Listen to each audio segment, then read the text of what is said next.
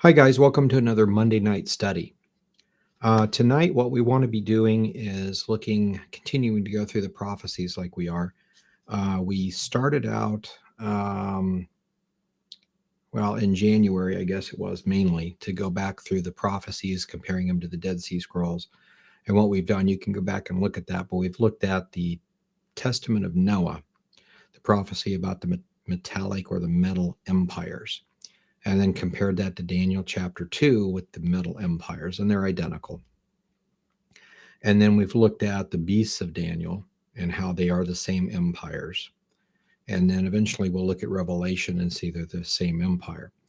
But last week, what we did is we looked at chapter 7 and saw that the empires were the lion, the bear, the the the goat, or I mean the leopard rather, and the nondescript beast, of which we said in another prophecy later on it'll be an eagle. But today what we want to do is look at chapter 8, and this fills in the gaps. Again, each one of these starts off talking about a piece of the same prophecy, this metal empires, and then gives you some little clue or some little thing the other didn't. And so we want to try to pull those together. So let me give you a diagram. I was working on, eventually this will be a book, and I was working on this diagram this morning. And basically what we have here is the ram and the goat from Daniel chapter 8. And what he sees in here is a goat with one single horn. So it's a uni-goat, like a unicorn. And then you see a regular ram, which is Persian.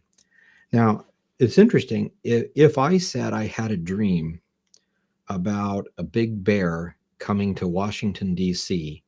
and attacking an eagle, well, an eagle is the symbol of the United States. Bear is a symbol of Russia. Washington, D.C. is the head of one of those countries. All right. And that's the situation we have here. He's in Shushan, which is the capital of Persia. And he sees a ram, and a ram is the national symbol of Persia. And, it can't be taken over by anybody. It's just too powerful until this goat comes. Now, goat is a national symbol for Greece. Greece isn't that big of a threat because they're a large collection of city-states. And when one decides they don't want to participate, they don't participate. So there's not really much of a threat compared to the Persian, except we remember a guy by the name of Alexander the Great that comes to power and then changes a little bit of that and becomes a very formidable army. And that's the prophecy given here. The notable horn on the goat is the one horn, the unified strength of Greece, which is Alexander the Great. And we see this when we get to chapter 11. It gives us very good details. So first, let's look at the prophecy of the goat and the ram, and we'll get back to this part here in a little bit. But if we bring up our e-sword, here's Daniel chapter 8. And it says this: In the 3rd year of the reign of Belshazzar, a vision appeared to me, even unto me, Daniel, after that which appeared to me at the first. So he has that dream in chapter 7. He's given information on it. He's wondering about it and deciding, trying to figure out a little bit more. Now he gets the second dream, more information. So he sees in the vision, according to verse 2, it came to pass when I saw I was in Shushan in the palace. So he's at the capital, like me dreaming I'm in Washington, D.C., the capital of my country, which is in the province of Elam in Persia. And I saw a vision, and I was by the river Ulai.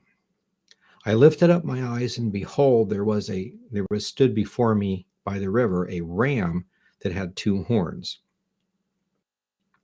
The 2 horns were high. One was higher than the other, and the higher one came up last. And so this is what's interesting. Again, if we go back to chapter 7, you see a bear whose one side is higher than the other. So there's all these sets of 2s. The winged lion conquers the nation of Israel, but Israel had split into two. So there's the northern nation of Israel and the southern nation of Judah. Assyria came in and took the 10 nations captive. And then Assyria fell to the Babylonians. The Babylonians came in later and took Judah captive. So the winged lion, for our purposes in the time of Daniel, represents Babylon, but it's actually the two wings of Assyria and Babylon. And then in the this goes along with the head of gold. The chest of arms of silver are the Medes and the Persians that came together to form an empire. And we see that with the bear, whose one side was higher than the other. No matter what happens, the two come together to form. One group's always going to be more powerful than the other in some way. And that would be the Persians. So later on, of course, he sees a four-headed leopard, and that represents Greece when Greece breaks into four pieces. And we see that later. So in this case, he sees this vision. The ram is obviously Persia. He's in the capital of Persia, or capital of Elam. And it's the Medes and the Persian coalition. One ram horn bigger than the other. One side of the bear bigger than the other. And he says, I saw the ram, and it was pushing westward, northward, and southward. So it starts in the east and then just pushes into the Middle East, basically. We're talking about Iran, or Elam specifically. So it's Iran and Persia and Elam together as Iran. So that nation then is pushing into the Middle East. It would go west, northwest, southwest, but west. Okay, it wouldn't be going east. And if they did, it would have nothing to do with Israel. So he sees this, and it said, so no beast might stand before him, neither was there any that could deliver out of his hand, but he did according to his will and became great. So there was no one that could withstand the Persian Empire. And we're told that in Daniel 11, from the time the Persians took Babylon, Darius the Mede was ruling, then you have so many kings, and then it falls to the Greek Empire, which is what he's seeing here. Now, Daniel probably hasn't had the vision of chapter 11 yet, but he's had chapter 7. So let's run here. So it says, as I was considering this, and it's obviously Great Persia, behold, a he-goat, a male goat, came from the west over the face of the whole earth and touched not the ground. And the goat had a notable horn between his eyes. So here is the symbol for Greece coming, basically taking over everything in its path. So it's becoming an empire. It goes without touching the ground, which basically means extremely fast. It's flying. And we see this happening. So when Alexander the Great took over, decided to attack, he attacked in full force. So that he-goat, or the uni-goat, came to the ram that had the two horns, which I had seen standing before the river, and ran into him with fury of his power. So he's extremely angry. And this has to do with something that Persia had originally tried to come in and attack Greece before, but Greece was too democratically fragmented, for instance, to say, okay, we're assembling an army and attack. So it took time for Alexander to do this. So verse 7 says, I saw him come close to the ram, and he was moved with choler. Of course, that means extreme anger against him. And he smote the ram, broke his two horns, and there was no power in the ram to stand before him, but he cast him down to the ground and stamped upon him, and there was none that could deliver the ram out of his hand. So, and we understand this is history. Alexander the Great did that. So therefore, the uni-goat, waxed very great, and when he was strong, that great horn was broken. And for it came up four notable horns toward the four winds of heaven. I'm going to go back to our picture here real quick. So we have a Persian goat with one horn a little bit bigger than the other. We have a uni-goat, a goat with, I said goat, I think, but ram, the Persian ram. The goat with a notable horn. And so he comes, destroys that. While he's watching this notable horn gets broken off. Okay, and in its place spring up 4 other horns. So here's the head of the goat, and here are the 4 other horns that pop up. And then we're going to learn something about this one horn.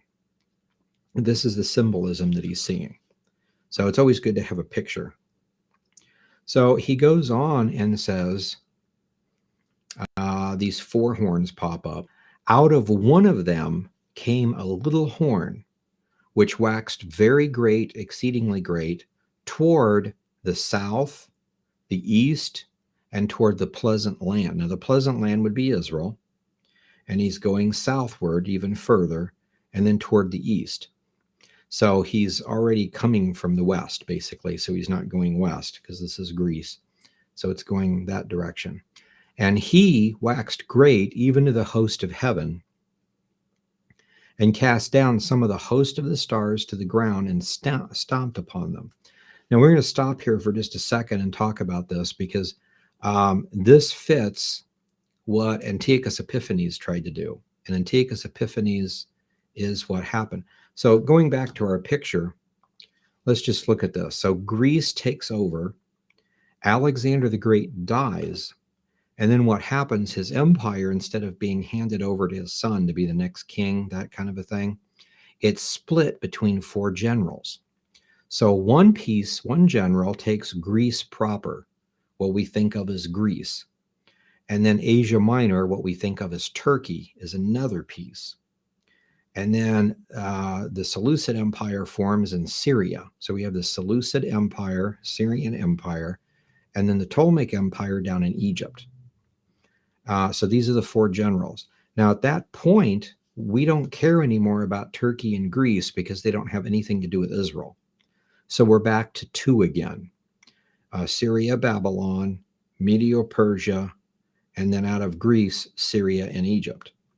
Israel being in between Syria and Egypt, every time one of them decides to push and take more territory, Israel gets passed back and forth.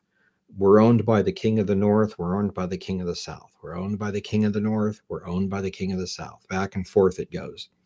And in chapter 11, it details all of these wars and the kings and who married who and that kind of stuff. And we'll get to that.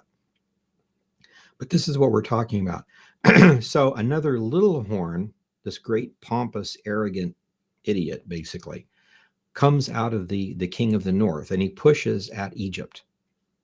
And we know that to be Antiochus Epiphanes and the Seleucid Empire in general doing this. And we understand about during the time of the Maccabees, Antiochus comes over. He says, no circumcision, no Bible reading, no nothing. You have to become Greeks, speak Greek, get rid of all the other religious stuff. Everybody's going to be Greek. We all have to be one. And that's what an empire does. It tries to force you into some sort of a mold. And so the Maccabees rise up, Antiochus is defeated. Long story short, that's it. But the thing is, this place here in chapter 8 that we're looking at goes along with also what's in chapter 11. Now, in chapter 24 of Matthew, Jesus is warning the disciples about the coming Antichrist, basically, and the end times. The question is, what is the sign of your coming and the end of the age? That kind of thing. And Jesus begins to explain stuff to him. And he says, when you see the abomination of desolation, as spoken by the prophet Daniel, standing in the holy place, then, don't, run and do stuff. Point being, Antiochus Epiphanes was 150 years before Jesus. So if Jesus, there in 32 AD or 30 AD, whenever it was, is saying in the future, when you see what Daniel prophesied come to pass, the reason he would say something like that is because it hasn't come to pass yet. So Antiochus Epiphanes is a type of Antichrist, but we're not talking about Antiochus Epiphanes specifically according to Jesus. And then you can understand what Paul meant in 2 Thessalonians also. So let's go back and look at this. So we have Greece attack Persia. That was 323 BC. Then it fragments into Greece, Turkey, Syria, and Egypt. They're all run by Greeks. So they're all Greeks. They're all 4 Greek kingdoms. It's still Greece. It continues as such until 64 BC, when the Roman general Pompey marches in and says Jerusalem is now Roman territory. I don't care if you're Egyptian, Syrian, who you are. You attack Roman territory, you will be dealt with harshly. And so things change. So now it's the Roman world. And during the time of the Romans is when Jesus was born, the crucifixion happens, the destruction of Israel as a nation, all those first coming prophecies. So if Jesus is referring to this little horn coming from Syria, or the king of the north, and in 30 to 32 AD, it has not yet happened. It's not Antiochus Epiphanes. That's my main point. So let's go back to this. So the little horn, whoever he is, we know him to be the Antichrist. It has not happened yet. Does these things. Now, Antiochus Epiphanes did do this. This is why he's a type. He did come forth he was the king of the north, the king of Syria. He did wax exceedingly great. He moved toward the south. He attacked Egypt. He took over Israel. Toward the east, toward the pleasant land. He waxed great. Now, here's the difference. Even to the host of heaven. And he cast some of the host of the stars to the ground and stamped upon them. Did Antiochus destroy angels? Did he pull them down in some sort of spiritual war? Like we see later on in the next chapter, or actually in chapter 10, there's a war between the prince of Persia and the prince of Greece. And we're not talking about Alexander the Great and Darius or anybody like that. They're spiritual beings. There's this war going on. It's enough to hold back Gabriel. Gabriel can't come and tell Daniel something. So he has to go get Michael, the archangel, to help break through. No human being can withstand an angel like that. They would just pop in and do something. There's nothing you can do against an angel, not a human. But some power who is called the Prince of Persia is incredibly powerful. So it's got to be angelic, demonic, something like that. So we have this kind of a precedent in Daniel. So this person, whoever he is able to come against the host of heaven and even cast some of the stars. Stars are another symbolic name for angels, to the ground and stomp upon them. Antiochus didn't do that. Plus the fact Jesus said that it's, at least 150 to 200 years past Antiochus's time. And he managed himself magnified himself even to the prince of the host. Now, Antiochus Epiphanes did do that. Epiphanes means God manifest. So he's actually, by taking that name, if I said my name from now on is going to be Ken Epiphanes, well, it basically means Ken is God manifest. I'm God incarnate. That's what I would be saying. And that's what Antiochus did. So he did that. The Antichrist will do the same thing. So we can see in here that Antiochus did some of these things, didn't do some of these things. And again, Jesus is referring to this as yet future. So he magnified himself to the prince of the host, and by him the daily sacrifice was taken away, and the place of his sanctuary was cast down. And this is exactly what Paul says in 2 Thessalonians 2. He's talking about the Antichrist later on in future. And Paul's writing this probably in the 50s AD. So it has not happened yet in the 50s AD. And he's saying that, don't you remember when I was with you, I told these things about what withholds the Antichrist and that which, lets him and restrains him and the restrainer and all this stuff. But he, in the process, talks about an apostasy that comes and the fact that he will, after the restrainer event happens, then the Antichrist will be revealed. And after he's revealed, he does stuff. And then he sits in the temple proclaiming himself to be God or Messiah incarnate. And he stops the sacrifices. And then there's a 3.5-year persecution. Then there's a second coming. And Paul makes that clear. This is where he's getting it from, this particular verse. Now, of course, the Holy Spirit's making it clear to the Apostle Paul. But this is the whole idea. If this is not Antiochus Epiphanes, because Jesus and Paul both says it's future. And what he does is he magnifies himself to be Prince of the Host, God incarnate, Messiah incarnate. And he takes away the daily sacrifice in the midst of that 7-year period. We don't know anything about a 7-year period yet. That's in chapter 9. But that's even another piece of the puzzle revealed by a prophecy. And the sanctuary was corrupted at that point. Now, it says, and the host was given him against the daily sacrifice by reason of transgression. And it cast truth to the ground, and it practiced and prospered. So his version of religion, is pushed and practiced and prospers. He attacks true religion and tries to destroy it. So he goes on and says, I heard one saint speaking to another saint, and that certain saint was spoke, said, how long shall be the vision concerning the daily sacrifice and the transgression of desolation, or we could say the abomination of desolation, to give both the sanctuary and the host to be trodden underfoot? So how long? And he said to me, unto 2,300 days, and then the sanctuary shall be cleansed. Now that's an important note, because if we're not talking about 70 AD, we're not talking about Antiochus Epiphanes, we are talking about the 7-year tribulation period. Where do these 2,300 days fit in? So this is a piece of the puzzle that we need to study, but it has nothing to do with ancient history. So far, we know that, okay, great. Greece came in, attacked Persia. It broke up into 4 pieces. There was Antiochus Epiphanes. So what? It has a bearing on end-time prophecy.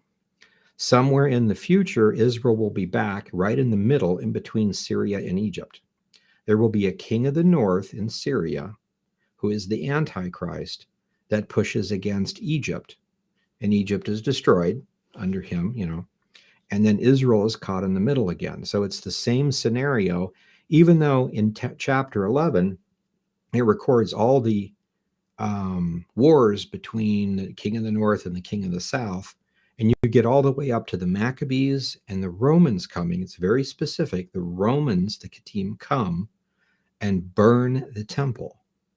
And then there are people that accept the Messiah and people that get messed up in other things. Then, sometime after that, is this end-time guy. So this end-time guy is past the time of the Romans coming, and even past 70 AD.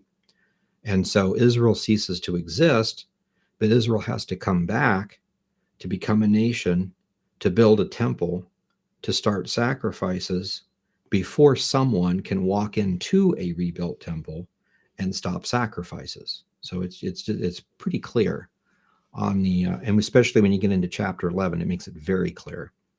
But so this is the kind of thing that we're looking at. But there's 2,300 days, specifically something the Antichrist does, or the tribulation period. And I believe we can begin to mark those off. And there's some different theories on what it means, but it does not refer to Antiochus Epiphanes. Or it may be both, but we want to focus. It's a clue for us for end-time prophecy. So this is what he says. Now let's go on and look at this. Again, the interpretation of the vision. So it came to pass when even I, Daniel, had seen this vision, and I sought for the meaning, behold, there stood before me as the appearance of a man. So he has this vision, he's trying to figure it out, and an angel appears to him, okay? And I heard a man's voice between the banks of the Ulai, which called and said, Gabriel, make this man to understand the vision. So he came near to where I stood, and when he came, I was afraid and fell on my face. And he said to me, understand, O son of man, for the time of the end shall be the vision. Now, if we're talking about this first coming and the end of the Jews and the beginning of the Messianic, the beginning of the church age, the end of the beginning of the age of grace, end of the age of Torah, all that stuff in the 1st century AD. Again, Antiochus Epiphanes was 150, 160 years BC. So you're talking at least somewhere in the neighborhood of 200 years before. So that's not the end of the age or the end, the actual end of everything. Like if we were talking about the second coming, if the second coming was to happen tonight,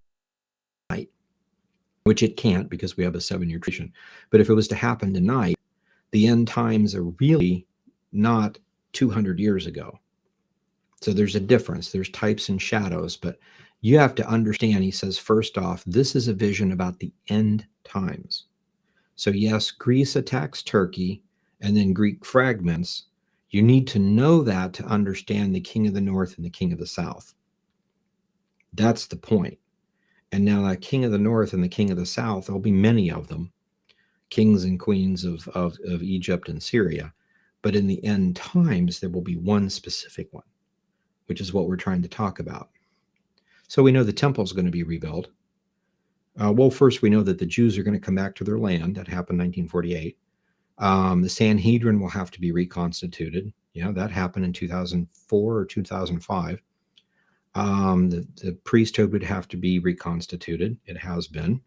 Practice sacrifices would have to start. They started in 2014. So they've been going for 6 years now. Practice sacrifices.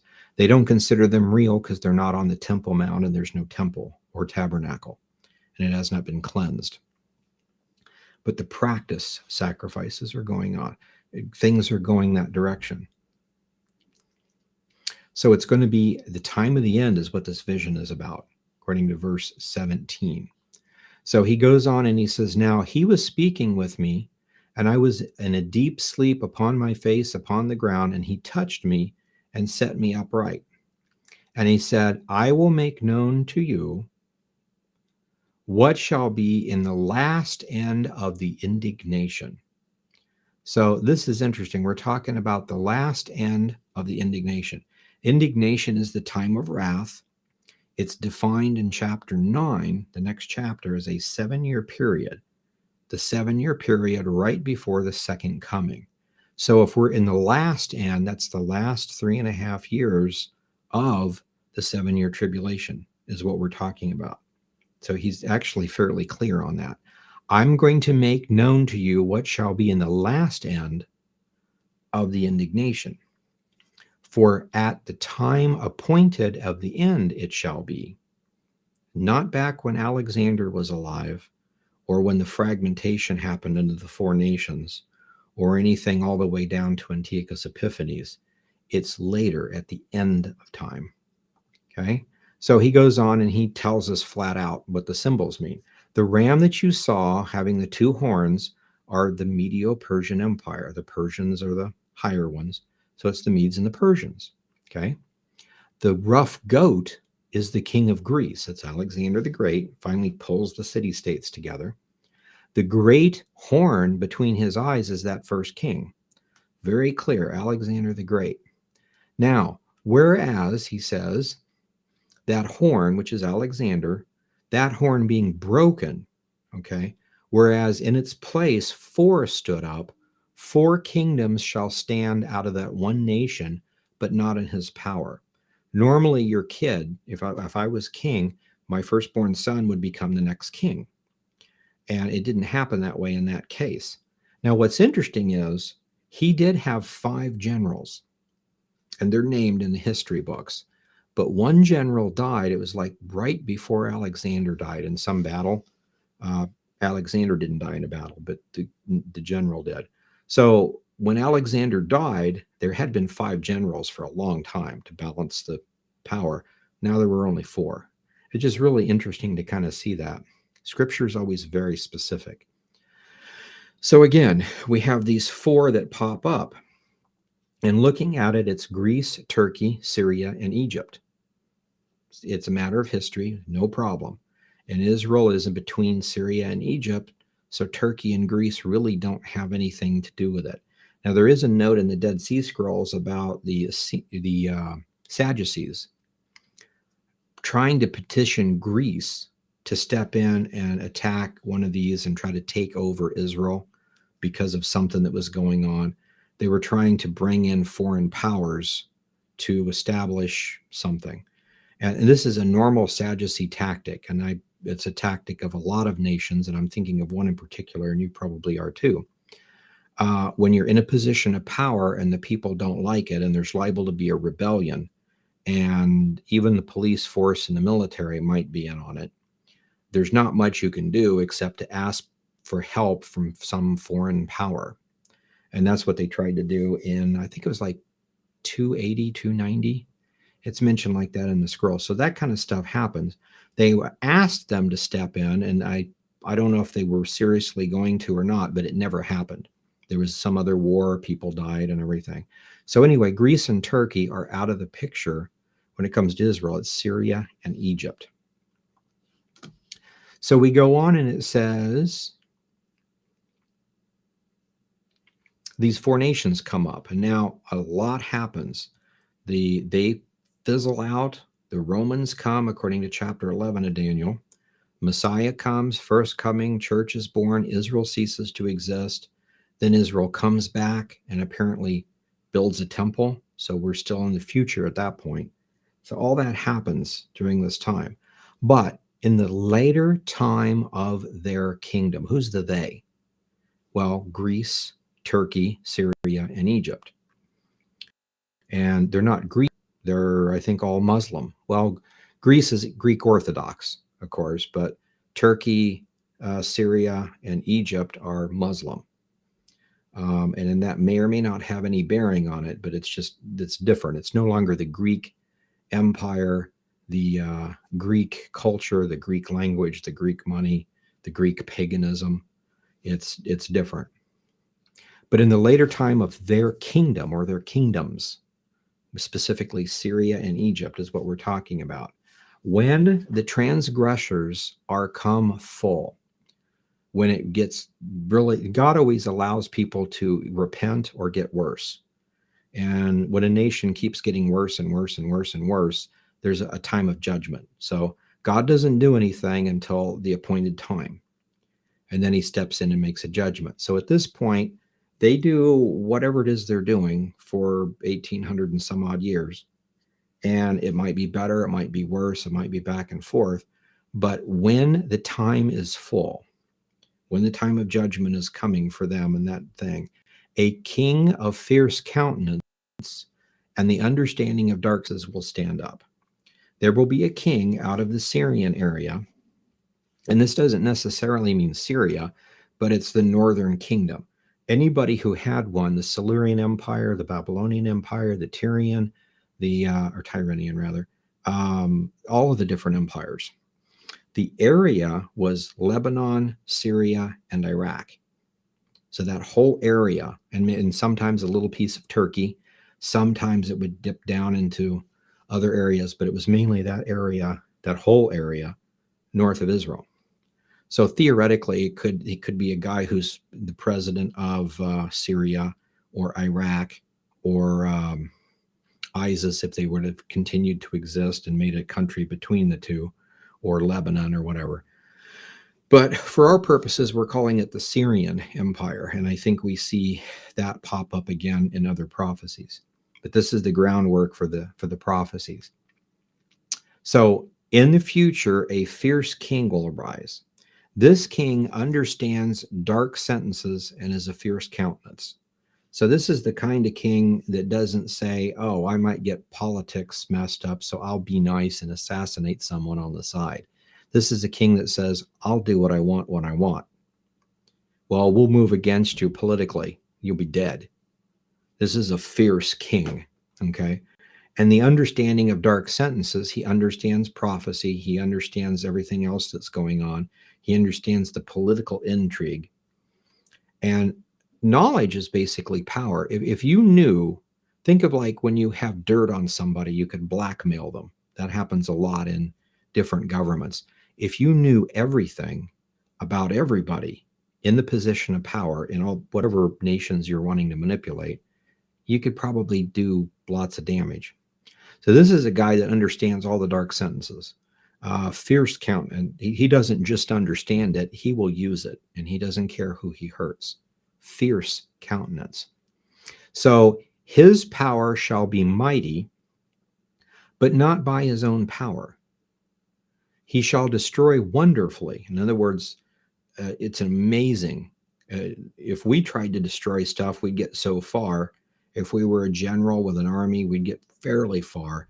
This guy, there's like no stopping him. It's just, how could any human being do that? Well, it's not by human power. He prospers and practices and shall destroy the mighty and the holy people. He actually attacks, makes a persecution against Israel.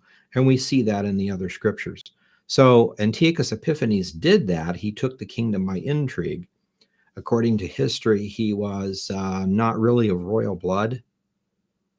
But somehow, I mean, he shouldn't have necessarily been, he wasn't in line to be the next king. But somehow he convinces Rome that he should be, and Rome was having problems with the other people. And you can see what I mean. I'm nobody, right? But I know that this country is having a problem with my country. And if I tell my country, well, I'm actually, should be royalty. And if you put me in, I'll take care of it. Matter of fact, I'll tell you what's going on, do a little bit of treason or something like that. If you know what's going on and you talk to the right people, you'd be in. And so that's what Antiochus does. But again, Jesus is referring to this guy doing this hundreds of years after Antiochus. So we know we're talking about the Antichrist. So through his policy, he will also cause craft to prosper in his hand. And there's been a lot of speculation on craft. Are we talking about just, some people have even said witchcraft, but it's most likely craft, making things. So he's controlling commerce. For instance, we know the Babylonian mystery religion controls commerce. So, but craft prospers in his hand. He shall magnify himself in his heart, and by peace he will destroy many. He shall stand up against the prince of princes. So stand up against God and the Messiah. He shall be broken without a hand. So there's no human being that can even attempt to kill him. But he will be broken, but not by human means. The vision of the evening and the morning, which is told, is true. That 2300 days, an important part. Therefore, shut up the vision. It shall be for many days. Not the Greeks necessarily. It starts there, but this end part is many, many days in the future. I, Daniel, fainted and was sick certain days. It got to him. I can understand that, the stress, the fear and everything. Afterwards, I rose up, I did the king's business, and I was astonished at this vision, but none understood it. And, you could take wild guesses. Obviously, Greece is Greece and Persia is Persia, and there's a guy, but you don't know when it happens. Get to chapter 11 and you begin to see it. Now, Daniel actually saw the takeover of Persia and Babylon. And so he was able to see those things and have it go on. Don't know if he made it necessarily to the takeover of Greece. Well, that'd be a long time. That's 300 years. But he's in the 500s, and in the 300s, the Greeks finally come take over and then fragment and stuff. So very, very interesting to see this. So we'll stop there for tonight, but just to kind of recap, this is a prophecy about the end times.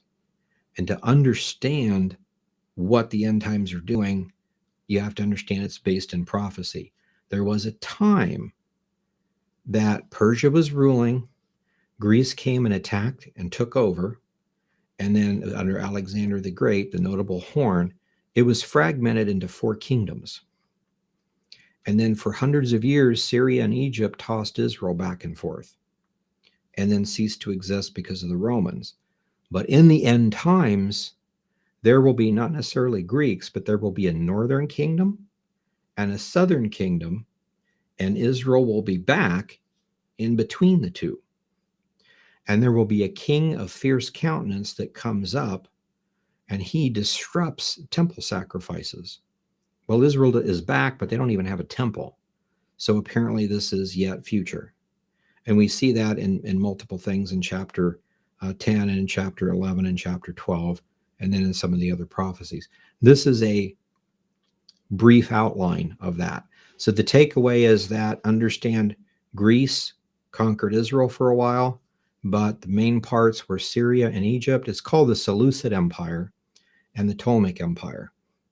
And it was Syria and Egypt, but they were Greeks, really Greek. I mean, worship Hera, Hercules, all that kind of stuff, or whatever the Greek words are, but they're the same people. But in the future, there will be an Antichrist that does these things. So we can start compiling the Antichrist, and we've got 1,260 days, 1,290 days, 1,335 days in chapter 11. And here in chapter 8, we have the mysterious 2,300 days. And they all fit together somehow. And that's where we want to go forward and look at the other parts of the prophecies. So we'll go ahead and stop there for tonight, and I'll look in the chat room and just see if there's any questions or anything.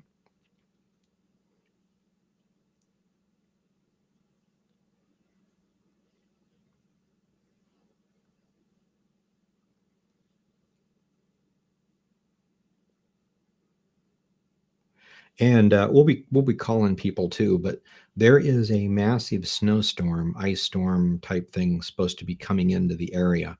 We normally have a Tuesday night Bible study covering the same stuff, whatever we do on Monday nights. We'll probably wind up canceling that, depending if it actually comes through like it's supposed to, because we want everybody to be safe. But I want to pray for everyone out there in the path of all this stuff. The way they're talking about it, the ice storm and stuff is going to be really bad. So you want to stay home if possible. You need to be prepared if it's really cold and your power goes out. So have some plans. Tomorrow is supposed to be not here. Well, I'm in the Kansas City area. Tomorrow is supposed to be nice, and it's supposed to hit hard tomorrow night. So it might be wise to stock up and stuff like that.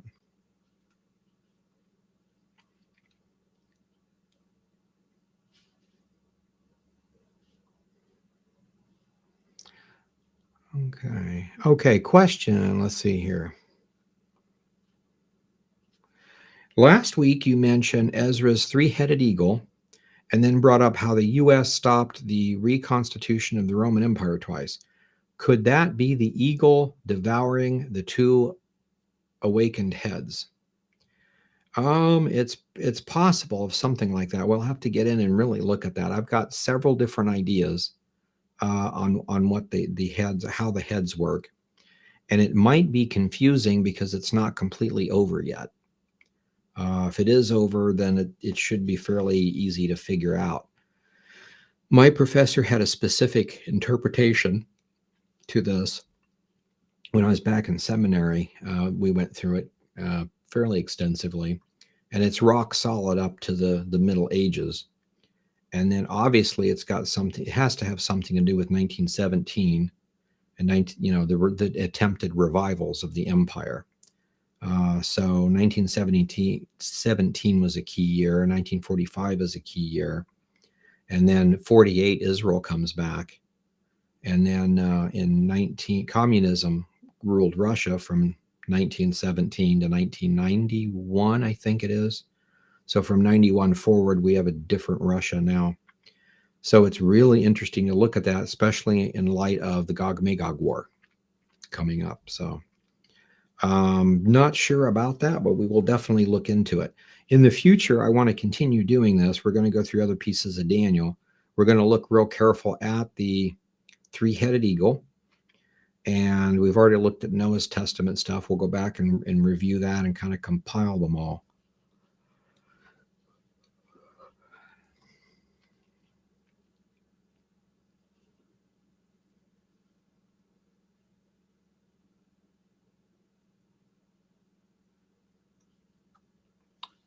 Okay.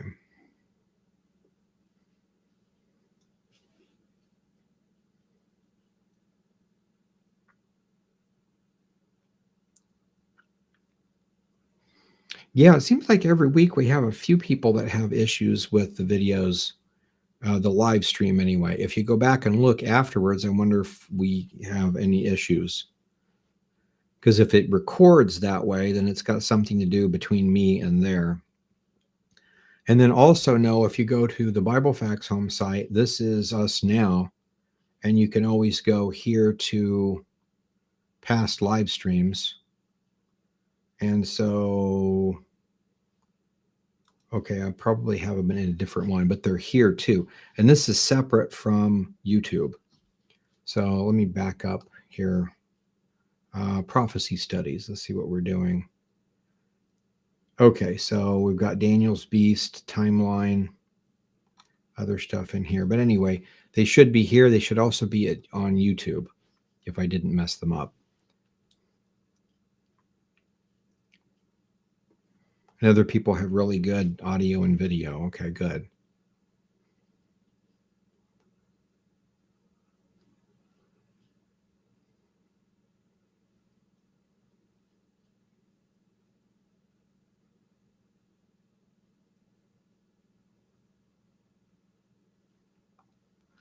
Okay, and question is, if one day is like 100 years, then 2,300 days could be 2,300 years. If we go back from 2022, 2,300 would bring us, somewhere. So yeah, that is one way of interpreting it, and it's a possibility. We should always look into those things. If it's a day to a year prophecy, there are several of those in Scripture. So if we had a starting point and a stopping point for 2,300 years, it might be interesting. It could also be, excuse me, it could also be actual 2,300 days from the start of one Moedim to another, something like that, around the tribulation period. It's also been, you'll notice in there it said the evenings and the mornings. One theory was to take the 2,300 days and cut it in half because it's 2,300 evenings and mornings. None of those seem to fit perfectly that I've seen. But I mean, time goes on and we can see what actually happens. But that is one possible way of doing it. So we need to always, even if we think we know for sure what it is, keep in mind or write down the different theories.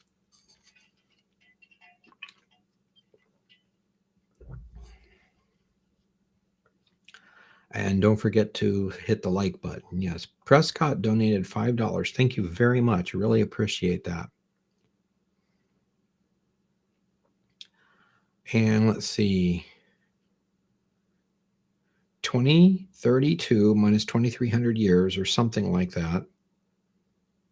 Yeah, it's another pot. Yeah, just something to think about. I don't know that it fits directly with anything that happened, but it is kind of interesting. And then let's see. Donated $55. Thank you very much. Again, we really appreciate the donations and we really appreciate the prayers. And the fact that you guys come and ask questions. And this is fantastic because you guys bring up things that I don't think about and vice versa. And between all of us, we can actually maybe figure some things out. Question: in Isaiah 9:6, the Masoretic text, in the Masoretic text, the word, okay, for the teacher, is in the verse, is bracketed outside the verse. With the DSS, it's written, okay, like that with the verse. I'd have to look at it and see if there's any continuation. Okay, let me think here. It's written with the verse. Oh, okay, I see what you're saying. I don't know, I have to look that up and see. I don't know that it means anything directly, but it's a possibility.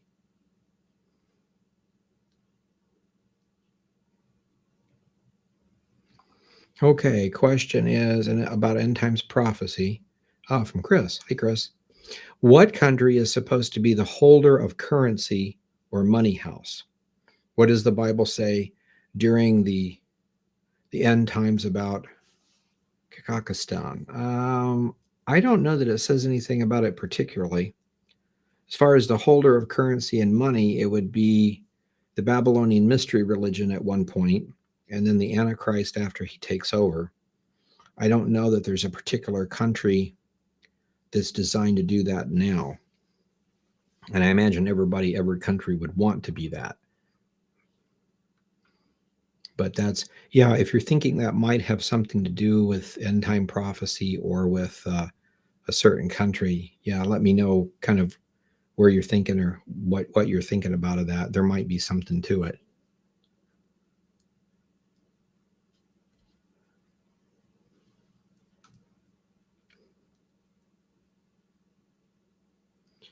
And yeah, a new book is coming. Yeah, eventually.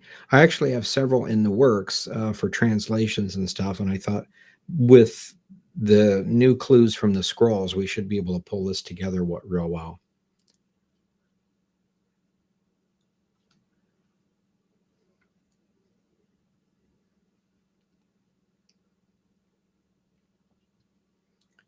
Ooh, that's a good question. In Luke 17, it compares the destruction of Sodom to the days of Noah. Was Sodom warned to repent?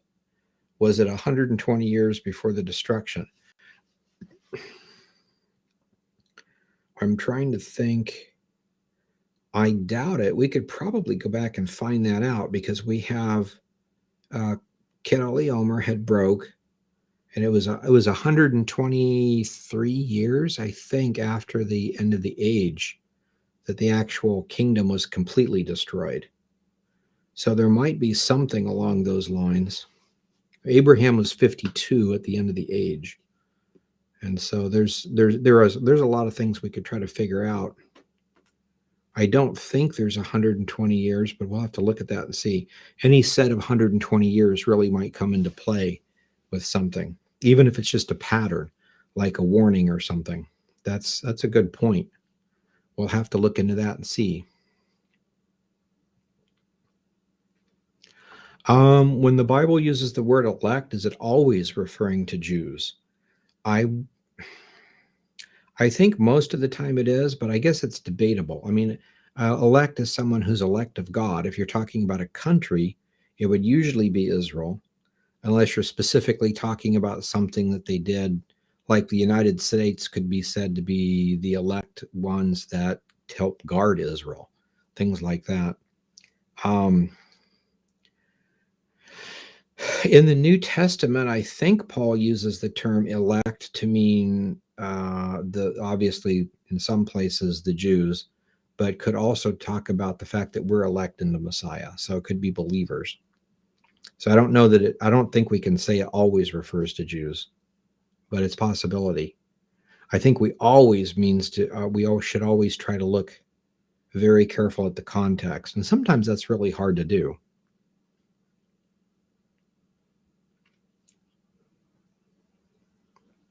Yeah, and this for a prayer request, our new pastor started moving today. Bad timing on his part.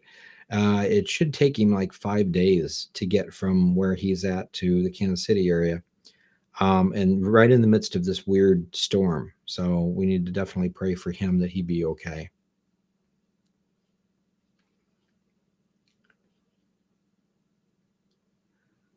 Okay.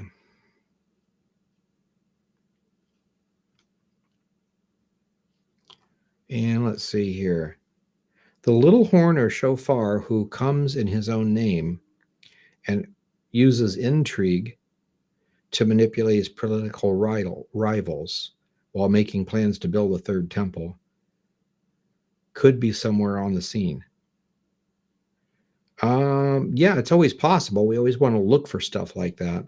And again, we're not talking about the United States at this point, but we're talking about, someone in Syria, in Israel, in the Middle East somewhere doing those kind of things. We're always looking to see what the Jews are doing. A lot of people want the temple. They're ready to build the temple, but it requires the official government of Israel to say, we're going to take the Temple Mount and hand it over to, the rabbis or something like that to do something along those lines. And so far, they're not going to do that because of the political problems. Good question. Could the 2300 days be a double fulfillment prophecy for Antiochus and a future Antichrist? Yeah, I believe so. We'd have to go back and look, but I believe Antiochus had a 7-year period at one point. Of course, there has been a lot of problems like that. Think of World War II, starting in 38 when Hitler invaded Austria. It ends in 1945 at the end of World War II. It's a 7-year period. So you have Hitler, a person trying to revive the empire, a person trying to destroy the Jews, wanting to create a Reich that would last 1,000 years, like his own messianic kingdom, and the major persecution and slaughter of everything, 7-year period. So in reality, World War II has nothing to do with the tribulation or the Antichrist or anything like that, but it certainly is a picture of it in many ways. It's very interesting that it's 7 years, it's anti-Jewish, it's, all those things. So yeah, it definitely could be. And I think if it is, if you take that attitude or that idea, one of the best things we could do is, because we know somehow the Antichrist does that in some way, if we could go back and look very carefully at Antiochus Epiphanes and see if it was a 7-year period, if there was 2,300 days that fit in there, if some historian would make a note of something like that, then we can look and see what the days were or what it was about. Was it his rulership or his whatever? And then possibly apply that to the Antichrist in the same situation. So studying the life of Antiochus might give us another clue to the 2,300 days, or other things true, like the intrigue and all that kind of stuff.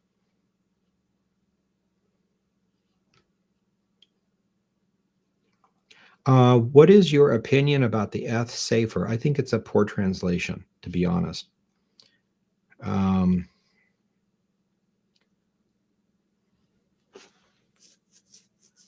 Praying for the pastor. Okay.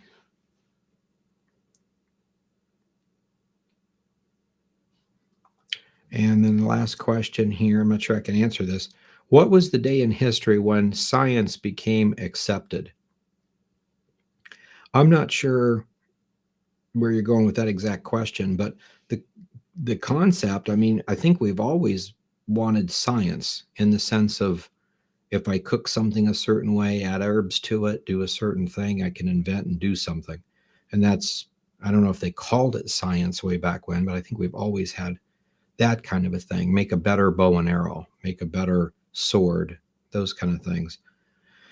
But likewise, I mean, all through history, we have people that have tried to be scientific, but have went off the deep end in different ways, thinking one thing was really something else. And that always happens when we try to pull those together.